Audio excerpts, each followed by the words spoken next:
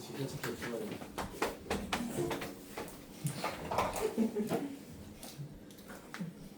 고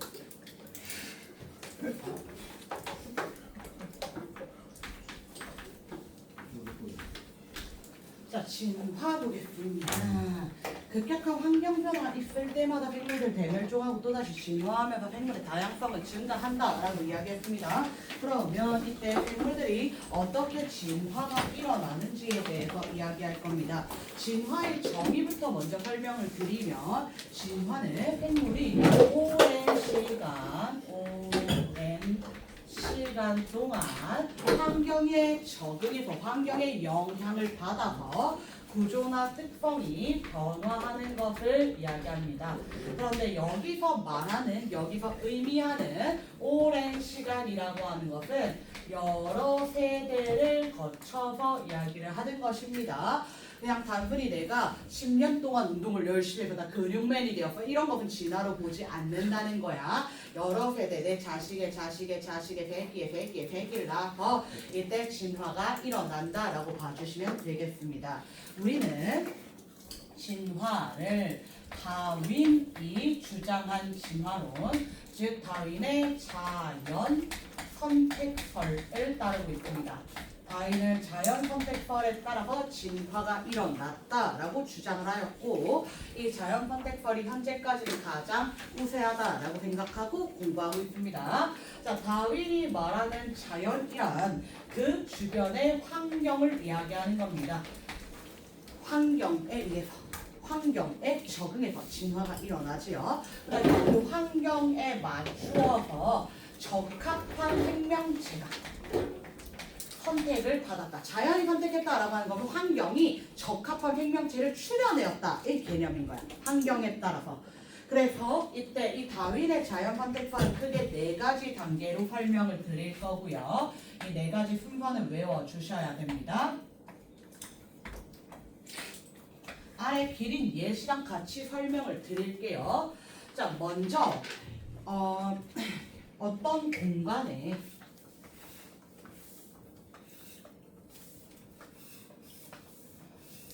먹이가 100마리치 있었어. 100인분, 100개체 수가 살았을 때, 개체 수가 100마리일 때 딱 적당한 먹이의 양이야.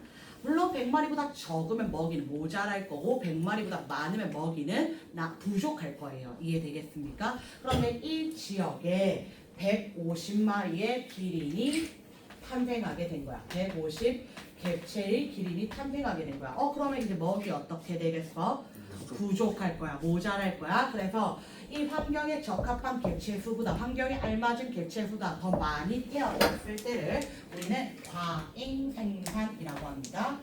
과잉 생산.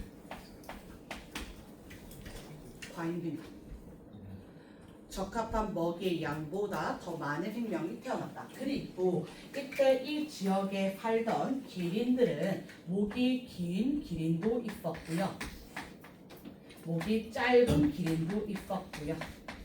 중간 정도 되는 기린들도 있었겠지. 그래서 이렇게 기린마다 모양이 조금씩 달랐던 거야. 그럼 같은 종 안에서 이렇게 다양한 형질을 나타내는 것을 변이라고 이야기합니다. 그럼 첫 번째 과잉 생산과 변이입니다.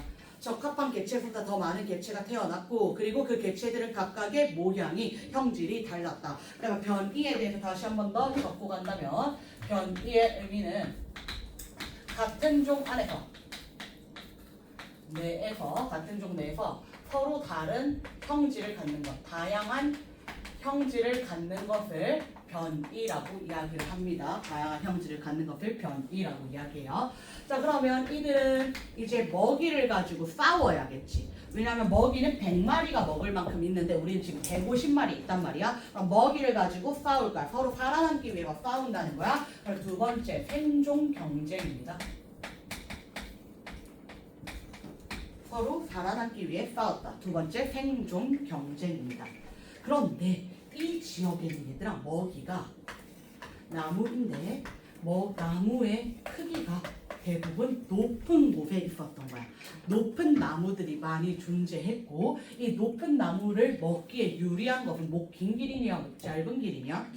목 긴 기린. 목 긴 기린은 이 나무를 쉽게 먹었고 목 짧은 기린은 이 나무를 먹으려면 애를 써야 되는데 그 전에 목 긴 기린이 다 먹어버렸잖아. 그래서 목 긴 기린은 이 나무가 긴 환경에, 큰 나무가 존재하는 환경에 적합했던 거고 살아남았던 거고 선택받았던 것이다. 그래서 세 번째 자연 선택입니다. 이 환경이 목 긴 기린을 선택을 한 거야. 그러면 이제 목 짧은 기린은 죽어. 목 짧은 기린은 죽고 몇몇 마리는 떨어진 풀잎 먹고 살았을 수도 있어. 몇몇 마리는. 근데 목 긴 기린이 훨씬 더 많이 살았을 거고 목 짧은 기린이 훨씬 더 적게 남아있을 거란 말이야. 그럼 목 긴 기린이 새끼를 낳으면 목의 길이가 어떻습니까? 길어요. 목 짧은 기린이 새끼를 낳으면 목이 짧은 기린 목 길이는 어떻습니까? 짧아요. 그러면 이때 얘네들이 한 세대 지나서 다음 세대가 태어났을 때 목 긴 기린의 비율이 많아졌겠어? 목 짧은 기린의 비율이 많아졌겠어? 목 긴 기린. 그리고 나서 또다시 먹이 경쟁을 할 거잖아. 생존 경쟁을 할 거잖아. 그럼 또 목 짧은 기린이 대거 죽겠지요. 그럼 이렇게 계속 반복하다 보면 목 길이가 긴 기린만 남게 되더라. 진화입니다. 그러면 진화는 이렇게 4단계로 설명을 합니다. 4단계로. 다시 한 번 더 진화 첫 번째 뭐라고 해야 되더라?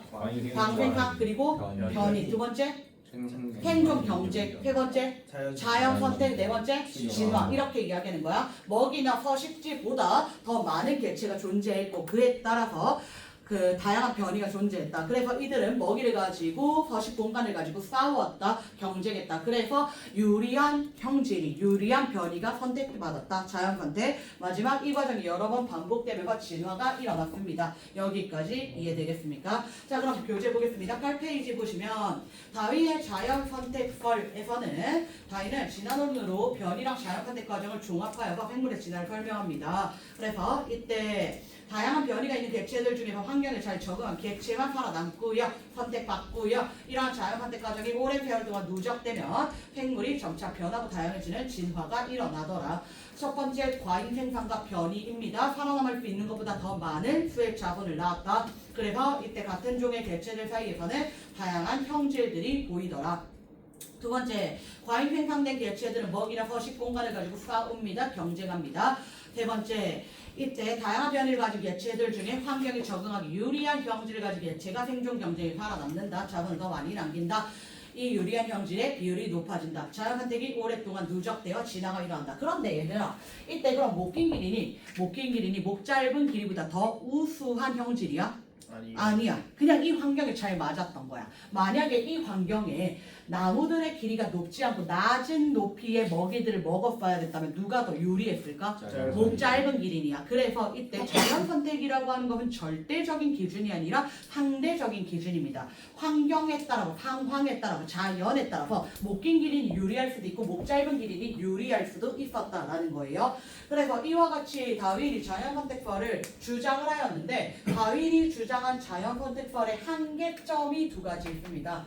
다윈이 주장한 자연 선택설의 한계점이 두 가지 있어. 다윈이 이제 가지고 왔어. 야, 지난해 내가 생각을 해봤더니 이러한 과정으로 일어난 거야 라고 주장을 하자 다른 과학자들이 뭐라고 이야기했냐면 아니 근데 왜 길이는 처음부터 다 목 긴 기린만 있는 것이 아니라 목 긴 기린도 있고 목 짧은 기린도 있었어? 같은 종이라면 같은 형질을 가져야 되는 거 아니야? 왜 형질이 다 달랐어? 즉 왜 변이가 있는 거야? 라고 물어봤어. 그리고 두 번째, 그래 그러면 어쨌든 그 당시에는 목 긴 기린도 목 짧은 기린도 있었다고 치자. 변이가 다양했다고 치자. 근데 목 긴 기린이 새끼 낳는다고 왜 반드시 목 긴 기린이야? 목 짧은 기린이 태어날 수도 있잖아. 즉 유전에 대해서 설명하지 못합니다. 이 두 가지에 대해서 다윈은 그 당시에 설명하지 못했는데 너네는 설명할 수 있잖아. 왜? 유전자 변이. 그렇지, 유전자 때문입니다. 유전자 다양하기 때문에 변이가 다양한 거고 유전자를 물려주기 때문에 유전이 되는 건데 이 당시에는 유전의 원리에 대해서 아직 발표되지 않았단 말이야. 유전의 원리가 설명이 되지 않았기 몰랐기 때문에 이 두 가지에 대해서도 설명하지 못했던 거예요. 이해되겠습니까? 그래서 다윈은 이런 자연선택설을 주장했고 그 당시에는 완전히 인정받지는 못했지만 오늘날 유전의 원리가 밝혀졌기 때문에 다윈의 자연선택설 합당하구나 합리적이구나 라는 건 우리 알고 있다는 겁니다. 자, 그래서 오른쪽 페이지에 넘어가셔서 다윈이 그래서 진화론을 주장해서 완전히 받아들여지진 않았지만 그래도 이 진화라는 개념이 되게 센세이션하단 말이야. 그래서 다윈이 주장한 진화론은 과학 분야에서도 사회 분야에서도 큰 영향을 미쳤는데 먼저 과학 분야는 우리는 이렇게 생각했단 말이에요. 과거의 인간들은 인간의 조상은 당연히 인간이야. 내 엄마, 할머니, 증조할머니, 고조할머니 쭉쭉쭉 올라가도 내 조상에 위에 올라가도 다 인간일 거고 저 원숭이는 침팬지는 위에 올라가도 원숭이고 침팬지일 것이야. 애초부터 그렇게 정해진 것이야 라고 생각을 했는데 야 이렇게 진화가 일어나서 생명체의 그 구조나 특성이 변화할 수 있다고? 그렇다는 것은 우리가 전부 다 다른 종으로 시작하지 않았을 수도 있겠구나. 너의 조상과 나의 조상은 이러한 공통점이 있으니까 이들이 위에서 하나의 줄기에서 내려온 것일 수도 있지 않을까라고 생각을 한 거야. 그리고 실제로 그러하잖아. 우리가 과거로 돌아갔을 때 오스트랄로피테쿠스로 돌아가고 유인원으로 돌아간단 말이야. 그래서 이때 이 진화를 받아들이면서 생물의 모양이 형태가 변화할 수 있구나. 진화가 일어날 수 있구나. 그렇다는 것은 이 생물들 사이에 어떤 관계가 있을 수 있구나. 나랑 너는 그냥 다른 종이 아니라 이들이 위로 조상으로 올라가다 보면 같은 조상에서 만날 수도 있겠구나 라고 생각하게 된 게 생물의 유연관계라는 것입니다. 생물의 유연관계. 이들 사이에 어떤 관계가 있더라 라고 이야기하는 겁니다. 그 다음 당연히 유전학, 사회생물학, 분자생물학 등의 학문의 발전에도 영향을 줍니다. 그 다음 두 번째, 사회적인 분야에서도 영향을 주게 되는데 야 이렇게 봐라. 짐승들도 경쟁을 하고 자연에서 경쟁이라고 하는 건 너무나도 합리적이고 자연스럽고 당연한 거잖아. 그러면 우리의 사회도 경쟁이 일어나야 되는 것이고 그러면 이 경쟁주의 사회에서 자본주의가 점점 발달하게 된 거야. 자본주의는 결국에 경쟁 사회입니다. 그리고 두 번째, 이건 그나마 약과. 자본주의는 그나마 약과고 야 그러면 강한 자가 환경에 적합한 자가 이 세상을 지배하는 것은 당연하다. 그래서 식민 지배, 식민 통치라든지 인종 차별이라든지 아니면 제국주의라든지 이런 것들이 출현하면서 야 이거 원래 그런 거야 라고 정당화하는데 악용이 되었다 라고 이야기해 주시면 됩니다. 그리고 뿐만 아니라 사회, 문화, 철학 등 다양한 분야에 영향을 주게 되었다. 자, 그래서 이때 이 다윈이 변이를 주장했고 이 변이에 대해서 우리 조금 더 공부를 하도록 하겠습니다. 변이의 정의는 얘들아 같은 종이어야 됩니다. 다른 종에서 이야기하면 돼. 인간과 고양이는 생김새가 다르고 특징도 다르고 구조도 다르잖아. 이거는 변이라고 본다 안 본다? 안 본다라는 거야. 고양이끼리 보거나 인간끼리 봐주셔야 된다는 이야기입니다. 같은 종 내에서 이때 개체들 사이에는 다양한 형질을 가지고 있더라 라고 하는 것이 변이이고요. 이 변이는 두 가지로 나누어서 이야기를 해요. 유전적 변이와 비유전적 변이.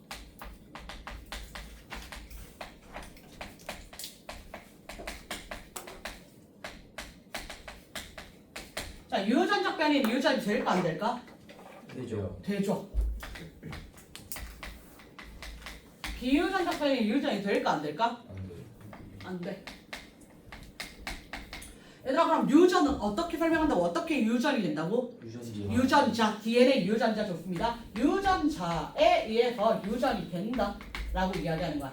유전자의 영향으로 결정되는 변이가 유전적 변이입니다. 그러니까 태어날 때부터 그랬던 거야. 태어날 때부터 나고 보니까 그랬던 거 태어나서 바꾸는 건 안 돼. 선천적인 개념입니다. 유전적 변이는 선천적이다 라고 생각해 주시면 됩니다. 선천적이다. 그럼 비유전적 변이는 유전받지 않았던 거야. 내가 태어날 때 그렇지 않았는데 내가 그렇게 만들어주는 거야. 예를 들면 선생님 태어나고 봤더니 쌍꺼풀이 없어. 근데 나 쌍꺼풀 너무 갖고 싶어. 그러면 나 병원 가서 선생님 저 쌍수 좀 해주세요. 이거 쌍꺼풀 만들 수 있잖아. 그럼 나의 쌍꺼풀이라는 이 변이 형질의 유전적 변이야? 비유전적 변이야? 비유전적 변이야. 그래서 환경의 영향을 받습니다. 후천적입니다.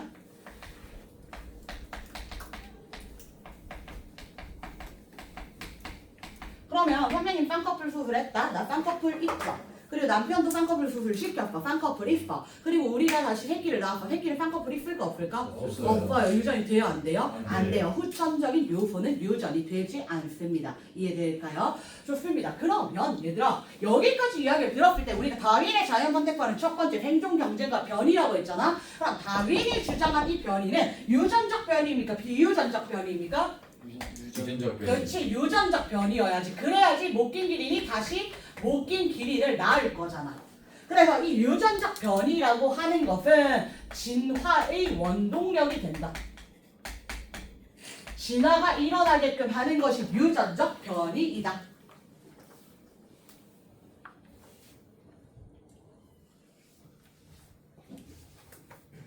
근데 얘들아 이런 것도 유전적 변이야. 엄마랑 아빠랑 선생님이 실제로 그러거든. 선생님 엄마랑 아빠가 키가 되게 작으신 편이야. 엄마가 한 153 정도 되고 아빠가 한 167 정도 되거든. 근데 선생님 여자치고도 키가 크단 말이야. 한 167, 168 된단 말이야. 그럼 이거 유전적 변이일까? 비유전적 변일까? 유전적 변이야. 그냥 나는 돌연변인 거야 얘들아. 나는 돌연변인 거야. 사실 일말의 가능성이 있어. 일말의 가능성. 어렸을 때 엄마가 이야기했는데 나는 다리 밑에 주워왔다고 이야기했는데 다리 밑에 주워왔을 일말의 가능성도 있지만 그렇지 않다면 엄마도 키가 작고 아빠도 키가 작지만 나는 키가 크게 태어났어. 근데 이거 선천적인 거야? 후천적인 거야?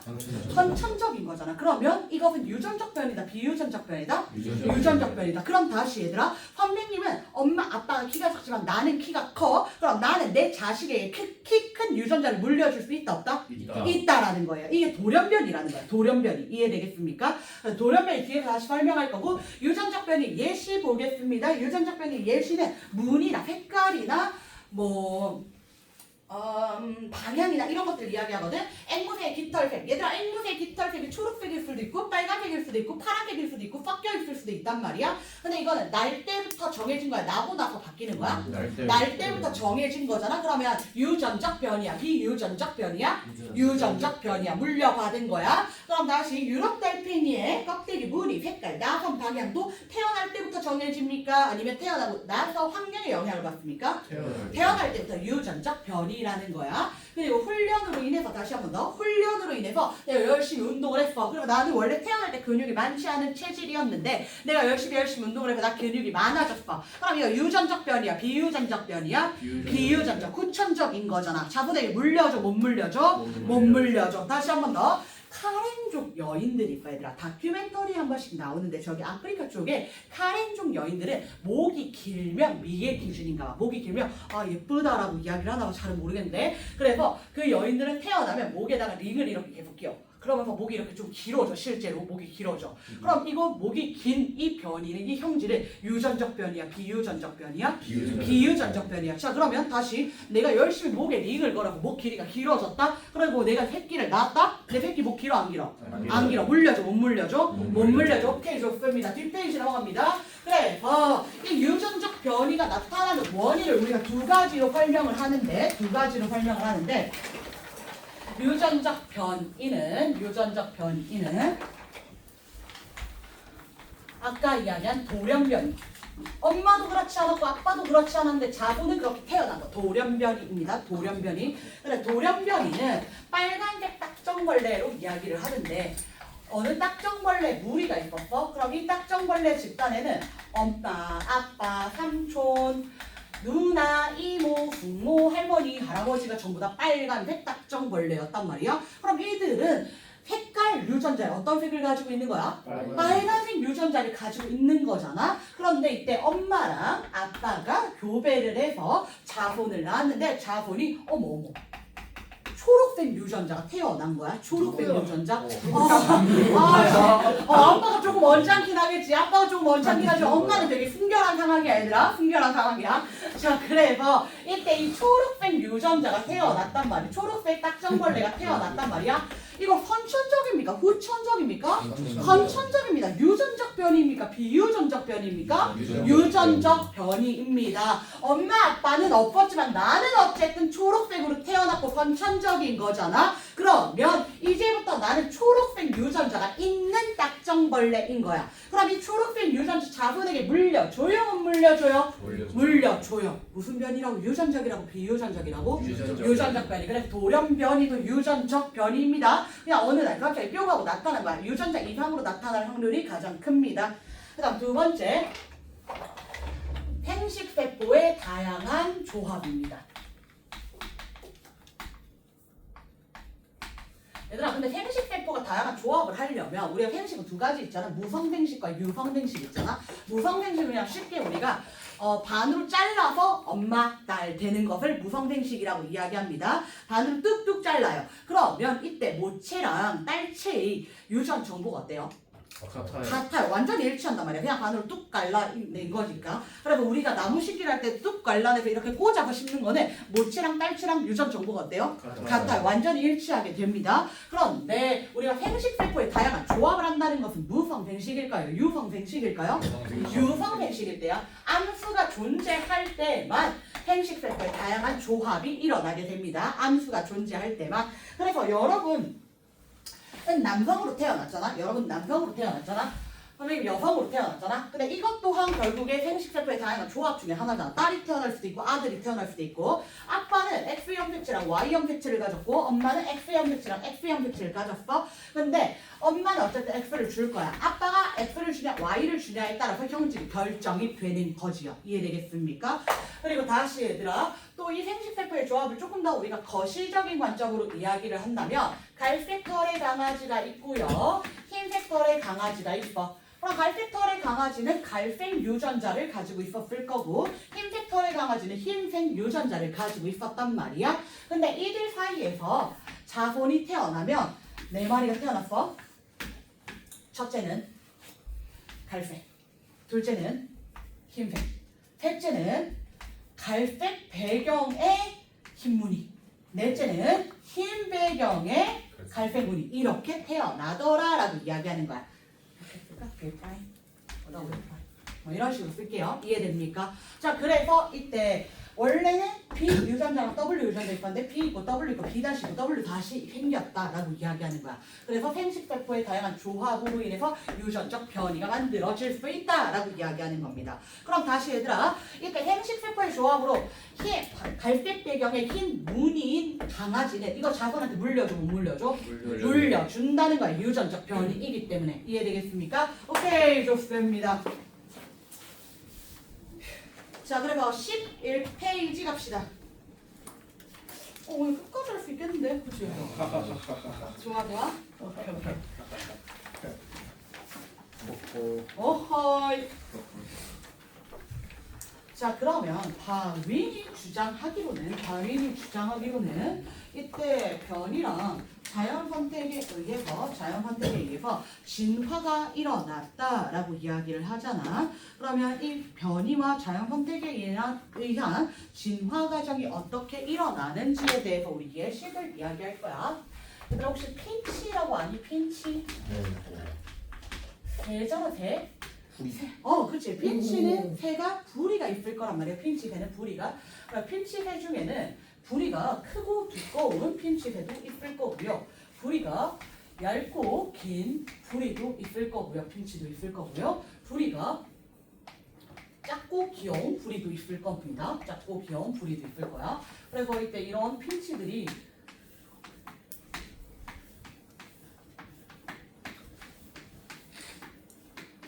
집단이 있었던 거야. 핀치들의 집단이. 그래서 이게 A 형질이라고 할게. 이걸 B 형질이라고 할게. 이걸 C 형질이라고 이야기를 할게.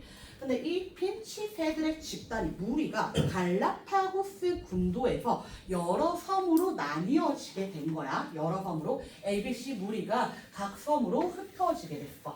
그래서 X라는 섬에 A랑 B랑 C랑 뭐 각각 한 20마리 정도씩 갖고 Y라는 섬에도 A랑 B랑 C랑 한 20마리 정도씩 간 거야. Z라는 섬에도 간 거야. 근데 A라는 섬에 도착해서 핀치들이 뭘 먹어야 되나 하고 먹이를 봤더니 이 섬에는 크고 단단한 열매밖에 먹을 게 없는 거야. 크고 단단한 열매밖에 먹을 게 없는 거야. 그리고 Y라는 섬에 도착한 핀치들이 뭘 먹지라고 했더니 사방을 둘러봤더니 전부 다 선인장인 거예요. 전부 다 선인장. 자 그럼 다시 얘들아 X라는 펌에 A, B, C가 이렇게 눈치 싸움을 했어요. 야 크고 단단한 열매 개수가 보아하니 많지가 않아. 다인 생산이죠. 근데 너랑 나랑 쟤랑 모습이 다 달라. 변이이지요. 그럼 이 크고 단단한 열매를 제일 많이 제일 빨리 먹을 수 있는 건 A, B, C 중에 누구겠습니까? A. C는 뿌리가 너무 귀여워. 오케이.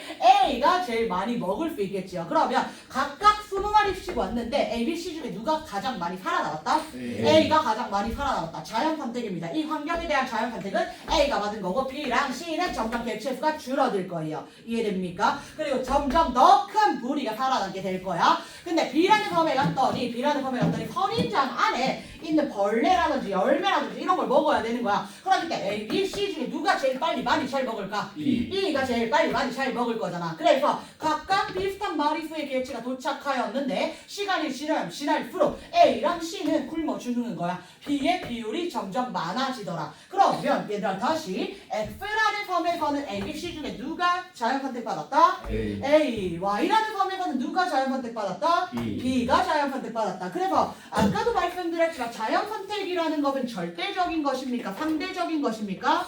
상대적인 것입니다. A라는 C가 X섬에서는 자연 선택을 받았지만 유리한 형질이었지만 B라는 섬에서는 유리하다, 유리하지 않다? 유리하지 않다, 안 유리하다라고 이야기해 준다는 거예요. 이해됩니까?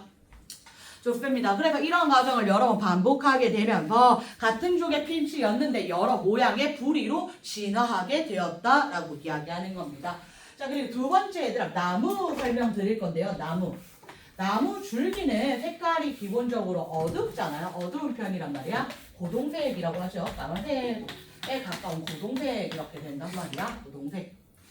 자 근데 이 나무에 지이류라는 것이 살아. 밝은색 지이류, 흰색 지이류라는 것이 덮여있을 때가 있고 덮여있지 않을 때가 있어. 그럼 밝은색 지이류가 덮여있으면 이 나무 줄기의 색깔이 어떻게 됩니까? 밝아지겠죠? 덮여있지 않을 때 나무 색깔이 어둡겠지요? 맞습니까? 그래서 여기에 이 나무에 나방들이 사는데 검은 나방이 있고 흰 나방이 있어. 근데 밝은색의 지류가 덮여있지 않을 때는 이때 검은 나방이랑 흰 나방 중에 누가 더 잘 보일까? 검은 나비.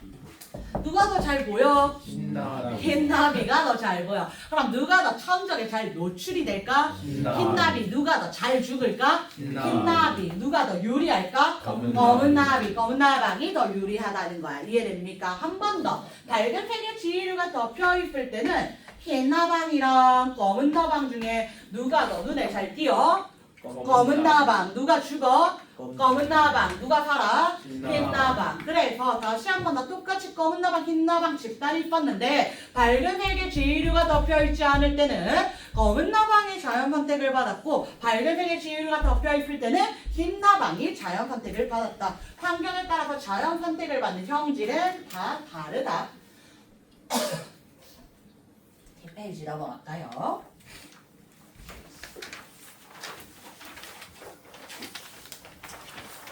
그 다음 적혈구에 대한 이야기를 할 건데 얘들아 적혈구의 주성분 뭐죠? 단백질. 단백질 종류 어떤 건지 압니까? 헤모글로빈. 헤모글로빈입니다. 헤모글로빈. 그러면 얘들아 단백질 합성은 라이보솜에서 일어나고요. 핵 속의 유전 정보대로 전파 번역 일어나서 이때 라이보솜에서 단백질 합성하는 거란 말이야. 근데 DNA에 염기 서열에 이상이 있다면 이상한 삼염기 조합, 이상한 코돈, 이상한 아미노산을 지정할 거고 이상한 단백질을 만들 거야. 그래서 만들어진 게 남모양 적혈구입니다. 남모양 적혈구. 원래대로 잘 만들어졌다면 정상 적혈구가 만들어져야 되는데 이때 합성 과정에서 이상하거나 유전 정보 염기 서열이 이상하면 남모양 적혈구가 만들어집니다. 정상 적혈구는 납작한 원반 모양, 가운데가 움푹 파인 납작한 원반 모양으로 생겼다. 홍균아! 그러면 남모양 적혈구는 어떻게 생겼을까? 뭐라고요? 남모양 적혈구 어떻게 생겼을까? 나처럼 생겼죠. 그치. 오. 자, 남모양 적혈구는 우리 홍경 수업 제일 열심히 들어. 남모양 적혈구는 나처럼 생겼습니다. 자, 그럼 적혈구가 하는 역할이 뭐야, 얘들아? 산소 운반. 좋습니다. 산소 운반을 합니다. 그럼 정상적혈구 산소 운반 잘하겠지요.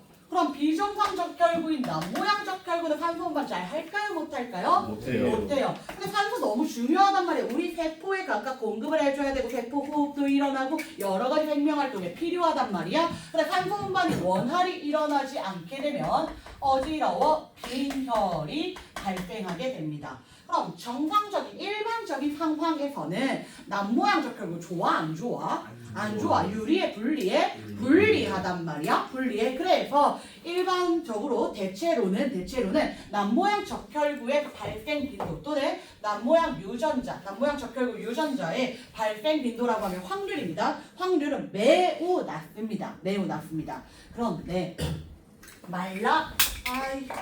리아라고 하는 질병이 있습니다. 말라리아라고 하는 질병이 있는데 말라리아는 유충들이 알을 어디에 낳냐면 이 적혈구에다가 낳아. 근데 남모양 적혈구에는 알이 푹푹푹 잘 낳아지는 거야. 그러면 다시 이거 인간의 입장에서 생각하면 말라리아가 알을 낳으면 나는 말라리아에 감염이 된 거지. 전염이 된 거지. 근데 남모양 적혈구에는 알을 낳기가 어렵다는 거야. 그럼 감염이 된다 안 된다?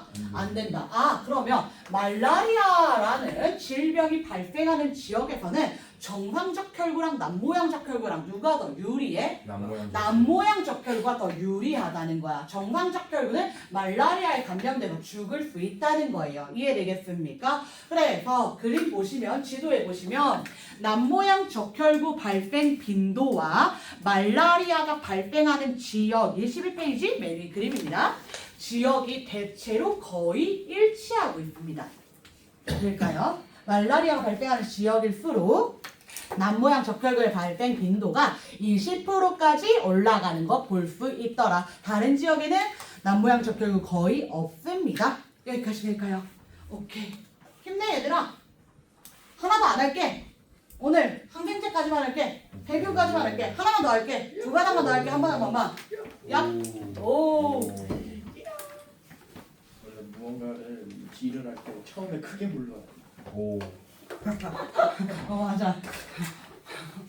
원래 너네 오늘 한 개 할 줄 알고 왔는데 세 개 한다는 걸 듣고 기분이 안 좋았지만 세 개 한다는 걸 듣고 다시 두 개 한다니까 기분이 좋아졌잖아. 자 갑시다. 자 이제 세균인데요. 먼저 세균. 세균에 감염되면 어떻게 치료합니까? 항생제.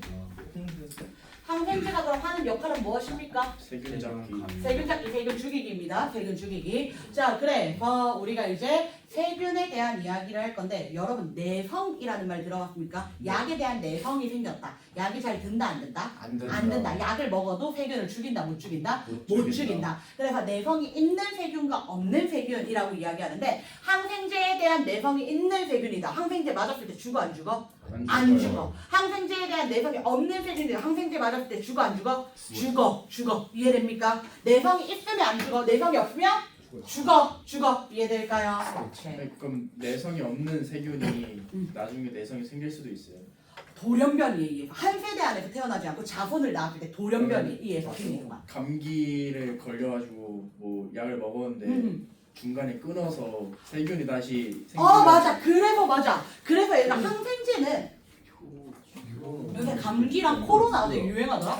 다시. 맞습니다. 그래서 얘들아 항생제는 의사의 복용 지시에 따라서 약사의 복용 지시에 따라서 먹어야 되는 약 중에 하나입니다. 대부분의 약이 그렇지만 왜 그러냐면 갑시다. 너무너무 궁금하잖아? 왜 그런지? 세균 집단이 있는데 맞아. 역시 자. 지승이가 말한 게 딱 맞아. 자, 내성이 없는 세균이야. 근데 이 내성이 없는 세균 집단에서 어느 날 갑자기 딱 보니까 흥분 다시. 내성이 있는 홍균이가 태어났어. 더 아파지겠는데? 내성이 있는 세균이 뿅 하고 나타난 거야. 내성이 있는 세균이 많지는 않지만 몇 개 이렇게 뿅뿅 나타났어. 왜 나타났을까? 자손을 낳아서 돌연변이. 맞아. 이게 돌연변이야. 다시 이 내성 있는 세균은 어떻게 출현하게 되었다고? 돌연변이. 근데 나 아직 항생제 썼니 안 썼니? 안 썼어. 항생제 사용 전에 내성이 있는 세균이 있어 없어? 있어. 있다는 거야. 항생제 사용 전이지만 항생제 사용 전부터 내성 있는 세균이 있었다. 왜? 돌연변이라고 이야기해주면 되는 거야. 돌연변이. 자, 그래서 이때 이 내성 세균 집단에 난 어쨌든 세균에 감염됐잖아. 아플 거잖아. 병원에 갔잖아. 항생제를 받았잖아. 항생제를 받아서 항생제를 투여를 한 거야. 항생제를 복용을 하든 투여를 하든 넣었어. 자, 그럼 항생제를 이렇게 투여를 했을 때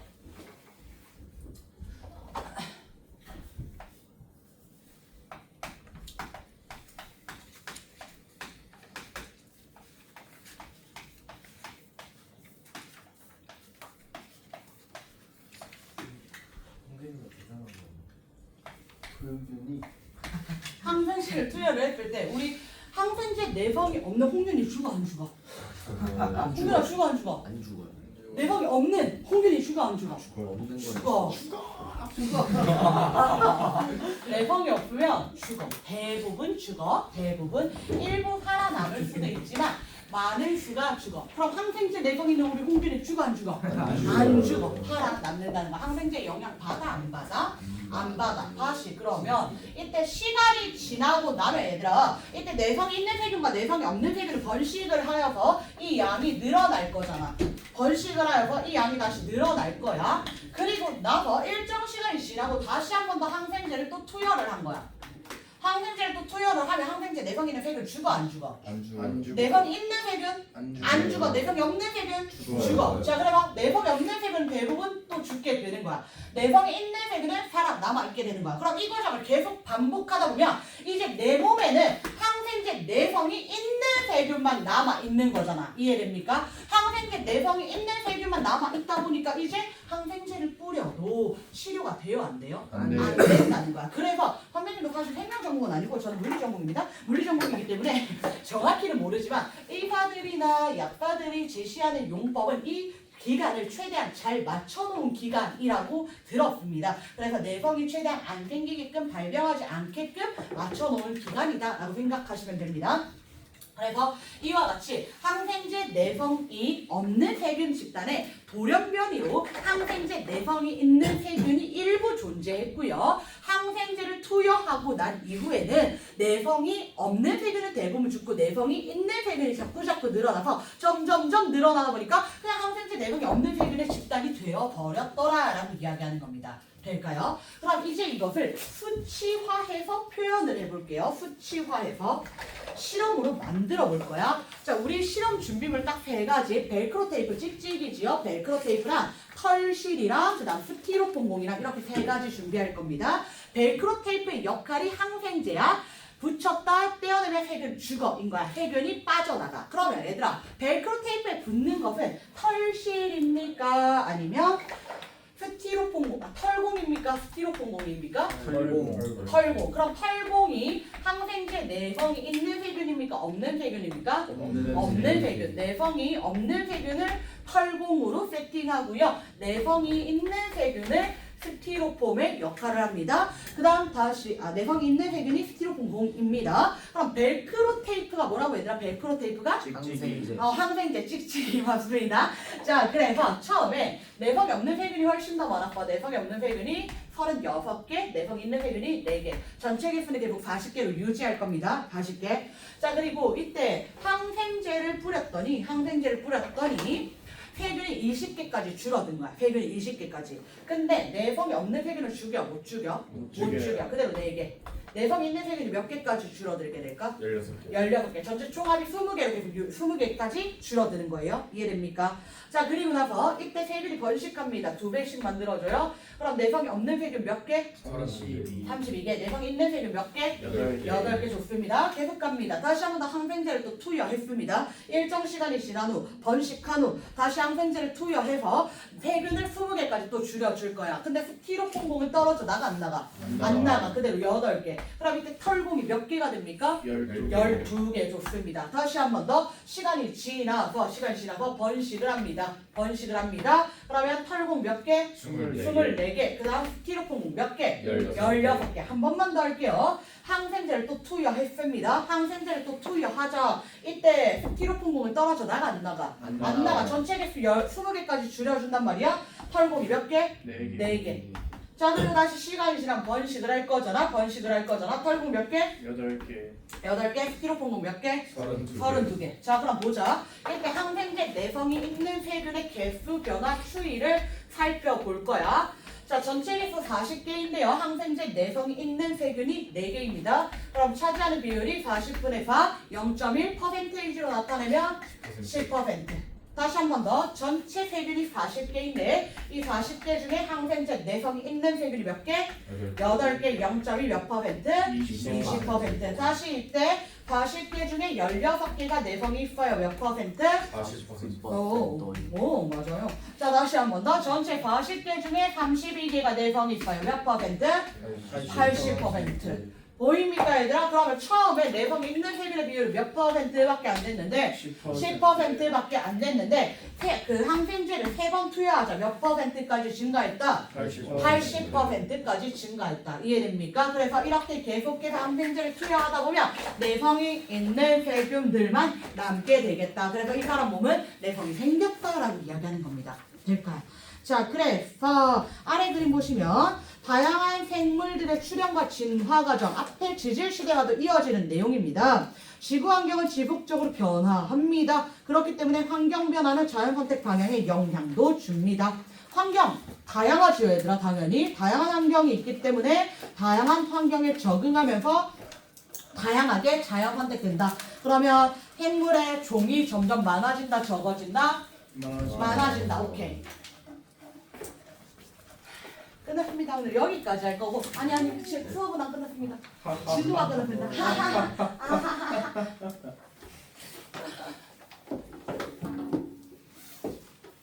여러분이 빠르게 대답하면 오늘 조금 일찍까지 끝날 것 같습니다. 복습만 하고 갑시다. 어허이. 저희 숙제가 어디까지인가요? 숙제 생물 다양성 빼고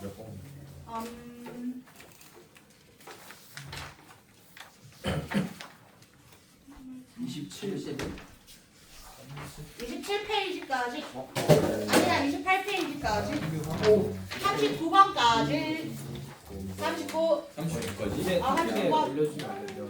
39번 다시 동영상 단속 만들게 39번 자 빠른 복수고 빠른 하나합시다 지구광 먼저 할까요? 생명 먼저 할까요? 지구가 오케이 자 갑시다 시상화석 3가지 고사리, 한호, 한호, 조개 조개가 있으면? 자 계속합니다 고사리가 어떤 환경? 따뜻하고 육지. 습한 육지. 얘들아 같이 갈 거야 대답하면 뭔가 산호 따뜻하고 따뜻하고 얕은 얕은 바다 그 다음 조개 갯벌 또는 바다 약방 오케이 어디서 약 보고 있어? 재밌다. 자 표준화석 얘들아 화석이 거의 발견되지 않는 시기 캄보리아 시대 그 다음 화석이 잘 발견되는 시기 고생대, 중생대, 신생대 오케이 고생대 삼엽충, 갑주어, 방추충 강주충, 갑주어.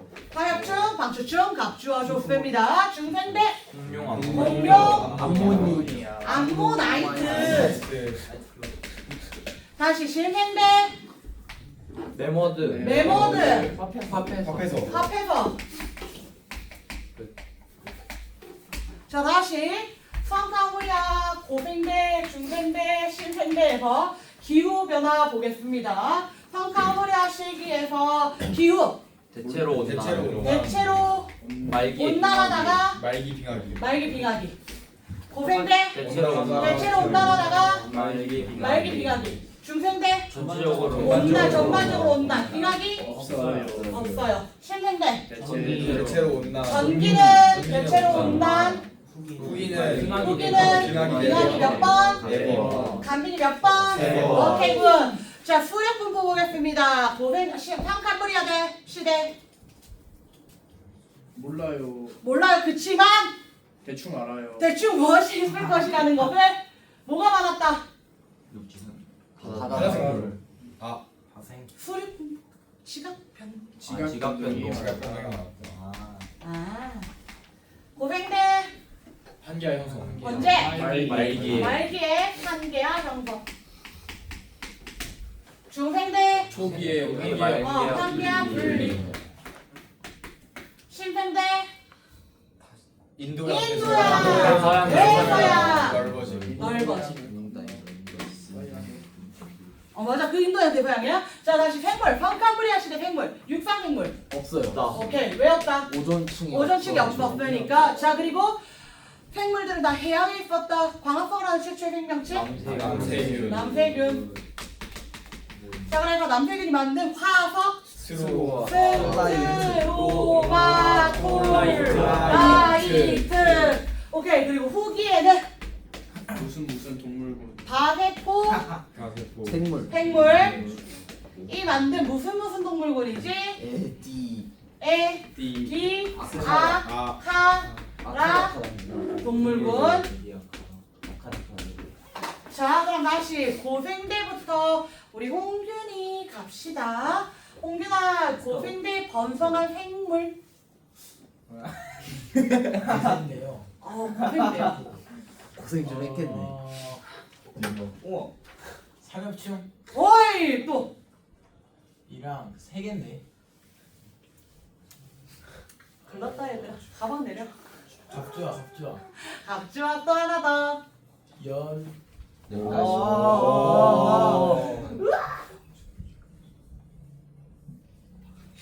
박지우 삼엽충, 방추충, 갑주와 세 가지였죠. 삼엽충과 방추충 같은 것들을 우리 뭐라고 한다고? 무충충생물. 그다음 갑주어 어류. 어류 좋습니다.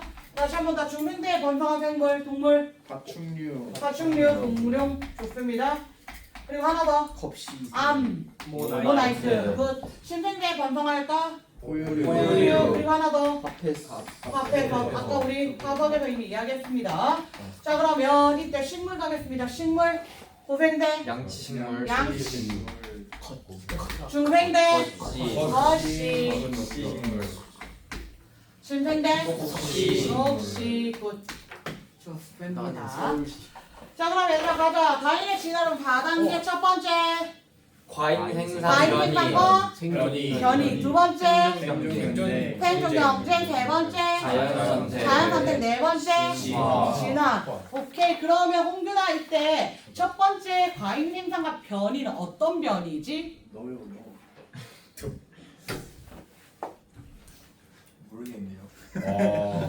오케이, 홍균이 빼고 무슨 변이야 얘들아? 유전적. 유전적 변이이지요. 자, 그래서 이 유전적 변이가 우리 홍균이 남아있다. 유전적 변이가 진화의 원동력이라고 이야기했습니다. 그럼 다시 홍균 한 번 더 마지막 기회야.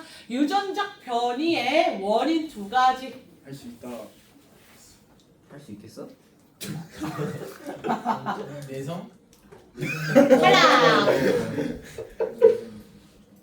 모르겠네요. 지우야, 변이 그 유전적 변이의 원인 두 가지.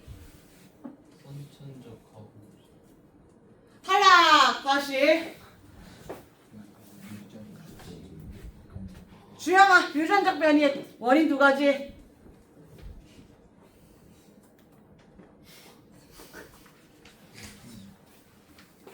탈락. 줄거야, 유전적 변이의 원인 두 가지. 얘들아, 유전적 변이의 원인 두 가지 뭐야? 돌연변이와 돌연변이와 비유전적. 유전 정하고. 유전적 변이의 원인 두 가지 뭐야? 유전 변이. 아니야, 유전적 변이 유전자에 의해서 유전이 된다, 결정이 된다라고 이야기했던 거고, 원인 두 가지 돌연 변이와 무슨 조합? 네, 뭐라고요? 무슨 조합? 단백질 생식 세포의 다양한 조합입니다. 맞습니다. 유성생식, 무성생식? 맞습니다. 유성생식. 유성생식이지요. 맞습니까? 얘들아, 괜찮습니다. 오늘 한 거니까 다시 복습하셔야 됩니다. 근데 다음 주에도 이러면 안 됩니다. 그렇죠. 얘들아, 다음 주까지 복습해오세요. 오늘 수고 많았습니다. 안녕. 안녕. 우리 홍균이랑 지훈이 보고 갑시다. 홍균이 지훈 보고 갑시다, 선생님.